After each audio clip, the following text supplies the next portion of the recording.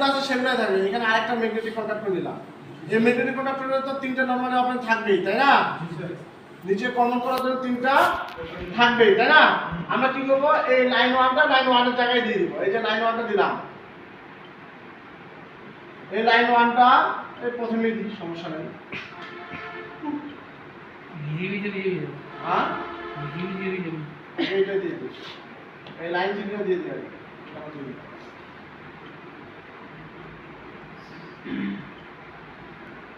এটা এখানে দিলাম, ঠিক আছে?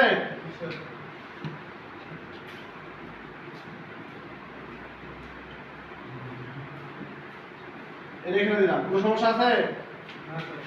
আর লাইন 1টা দিয়ে দিলাম, লাইন 1 বুঝছেন না? কোনো সমস্যা আছে এখানে? যা শুধু এখানে এটা আমার কি তাহলে এটা আমার ছিল লাইন 1, এটা ছিল লাইন 2, এটা ছিল লাইন 3, তাহলে এটা আমার লাইন 1, এটা লাইন 2, এটা কি লাইন 3। তার মানে এখানে যে এই দিক থেকে লাইনটা আসে মনে মনে ধরি 1 2 3, তাই না? এটা তো আসে, যা শুধু এখান থেকে আউটপুটে একটা লাইন চেঞ্জ করে পাশে এই কাজ। হ্যাঁ এইটাই কাজ। মনে করেন যে লাইন আমার লাইন 1টা আছে, লাইন 1টা আমি ঠিক রাখলাম,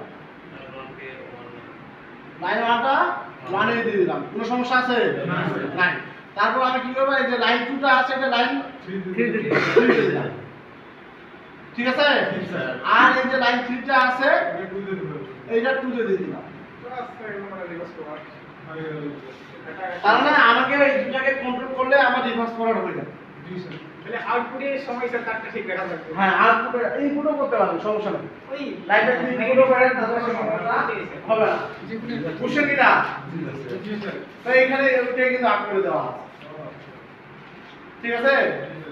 কন্ট্রোলিং দিতে স্যার ওই কন্ট্রোলিং না, কন্ট্রোলিংটা তো একটু আলাদা হবে। বুঝাচ্ছে আপনারা এটা একটা আপ করে নেবেন, রিভার্স ফরওয়ার্ড। সার্কিটটা এটা রিভার্স করতে রিভার্স ফরওয়ার্ড এটা চেঞ্জ করে দিচ্ছে না।